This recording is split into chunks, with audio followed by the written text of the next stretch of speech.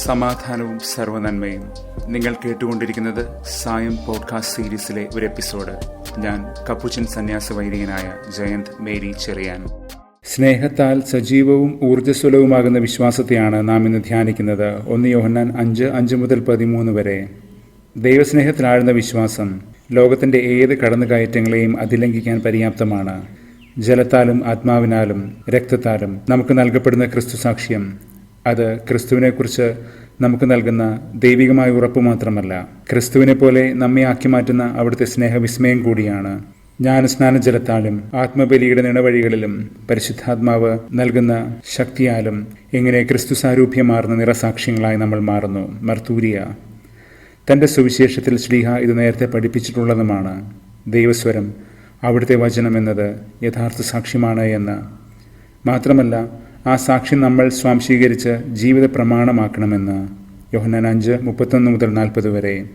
സ്വാംശീകരണം, appropriation. ദൈവവചനം എന്നത് ദൈവം തന്നെ വെളിപ്പെടുത്തുന്നുവെന്ന് മാത്രമല്ല, അത് ഉളവാക്കുന്ന സ്നേഹത്തിൻ്റെ ഊർജ്ജസ്വലതയുടെ ആക്കവും ആവേഗവും ആവേശവും എല്ലാം കുറിക്കുന്നുണ്ട്. ഇന്ന് സങ്കീർത്തനം 147 പറയുന്നത് പോലെ അവിടുത്തെ വചനം പാഞ്ഞു വരുന്നുവെന്ന്. ഏഷ്യ 40:8, 55:10 മുതലെല്ലാം ഓർമ്മിപ്പിക്കുന്നത് പോലെ തന്നെ ദൈവവചനം ദൈവത്തിൻ്റെ ഹൃദയത്തിലേക്കുള്ളൊരു വാതായനം കൂടിയാണ്.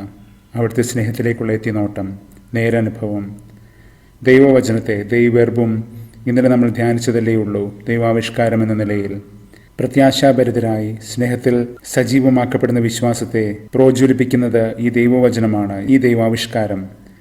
ദൈവവചനം അപ്രകാരം ഒരു ദൈവദാനമായിട്ടാണ് മനസ്സിലാക്കേണ്ടതും. ഗിഫ്റ്റ് ഓഫ് വേർഡ്, ദോണും ദേയി. വിശുദ്ധ ജോൺ പോൾ രണ്ടാമൻ പാപ്പ ഓർമ്മിപ്പിക്കുന്നത് പോലെ ഒരു ദാനം, സമ്മാനം, ഗിഫ്റ്റ് എന്നത് സ്വീകർത്താവിൽ 3 തലങ്ങളെ ഉണർത്തുന്നുണ്ട്. 1 സ്വീകരണം, റിസപ്ഷൻ. 2 സ്വാംശീകരണം, അപ്രോപ്രിയേഷൻ. 3 പകർച്ച, ഡൊണേഷൻ. ആ ദാനം സ്വീകരിച്ച് അത് സ്വാംശീകരിച്ച് മറ്റുള്ളവർക്ക് പകർന്നു കൊടുക്കുമ്പോൾ ഉണ്ടാകുന്ന ഒരു ജീവിത പരിവർത്തനമാണിത്. ഈ സ്വാംശീകരണത്തെക്കുറിച്ച് നമ്മൾ തൊട്ടുമുൻപേ കുറിച്ചതേയുള്ളൂ. ക്രിസ്തുവിൻ്റെ സ്നേഹത്തിൽ നിന്ന് ഈ പകർച്ച എന്തെന്ന് നമ്മൾ പഠിക്കുകയാണ്. ചിന്തകനായ എറിക് ഫ്രോം പറയുന്നുണ്ട്, സ്നേഹമെന്നത് കർമ്മനിരതയാണ്, ആക്ടിവിറ്റി. നിഷ്ക്രിയത്വമല്ല, പാസിവിറ്റി.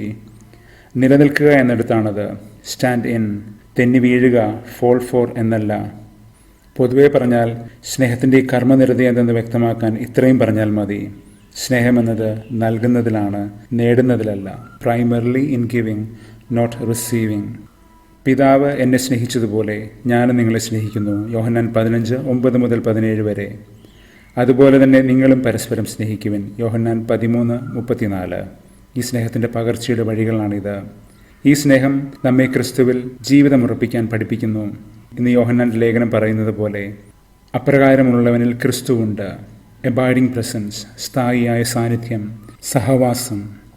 ഇന്ന് ഒരു കുഷ്ഠരോഗിയെ നാഥൻ തൊട്ട് സുഖപ്പെടുത്തുമ്പോൾ അവൻ്റെ നിവേദനങ്ങൾക്ക് നാഥൻ ഉത്തരം നൽകുന്നത് അവിടുത്തെ സ്നേഹത്തിന് അനിർവചനീയമായ, അലംഘനീയമായ ഒരു ഇച്ഛാശക്തിയെ സൂചിപ്പിച്ചുകൊണ്ട് തന്നെയാണ്. അതിനെ വെളിവാക്കിക്കൊണ്ട്, എനിക്ക് മനസ്സുണ്ട്, നിനക്ക് സൗഖ്യമുണ്ടാകട്ടെ എന്ന് പറഞ്ഞുകൊണ്ട്. ഒരു നിമിഷം ജനത്തോട് അലിഞ്ഞില്ലാതായി, പിന്നെ അവിടെ നിന്ന് പിൻവാങ്ങി താതനിൽ അലിയുന്ന ഒരു ആന്തോളനഗതി ഈ പാഠഭാഗത്തിൽ നാം കാണുന്നുണ്ട്. An oscillation between engagement and withdrawal. ലൂക്ക 5:12 മുതൽ. ഇത് അലിവിൻ്റെ ഒരു തരംഗമൂർച്ചയാണ്. The amplitude of his love.